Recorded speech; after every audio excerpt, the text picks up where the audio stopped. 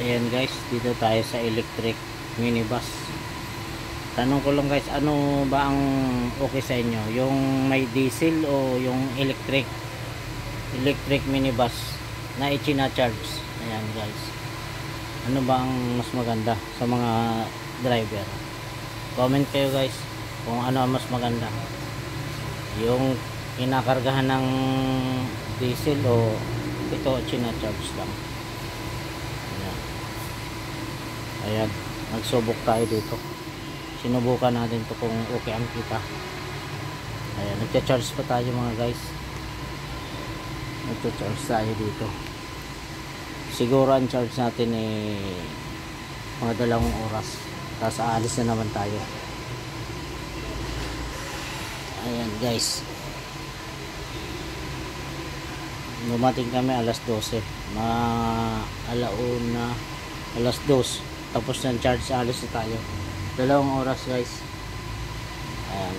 Ang biyahe natin ay Alabang Sapote. Comment kayo guys kung ano mas maganda sa inyong, yung electric o yung gasolina o diesel. Ayan. Kasi parang sa akin parang abala yung magcha-charge ka pa Mas maganda talaga yung diesel ka lang. Tuloy-tuloy ang biyahe.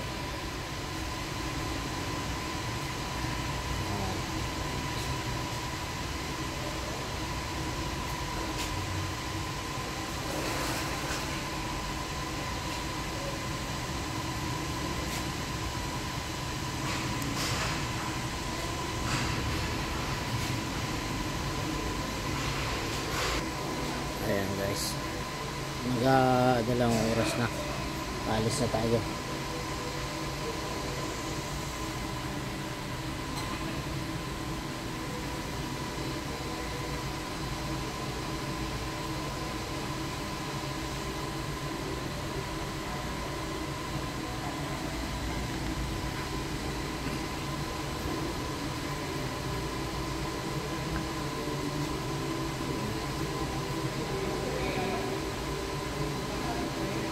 Tipid nga dahil walang diesel, pero kuhan ka rin sa oras, 2 oras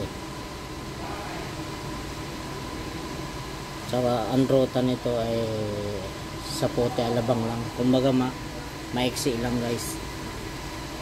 Di siya pwedeng malayuan.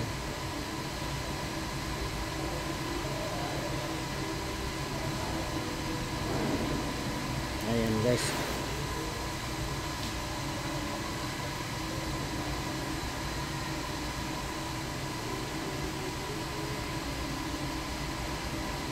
Nag-umpisa kami alas 6, naka 1,000 pa lang kami. Ang boundary ay 3.9. Tingnan natin kung kakayanin makuha namin yung boundary na 3.9.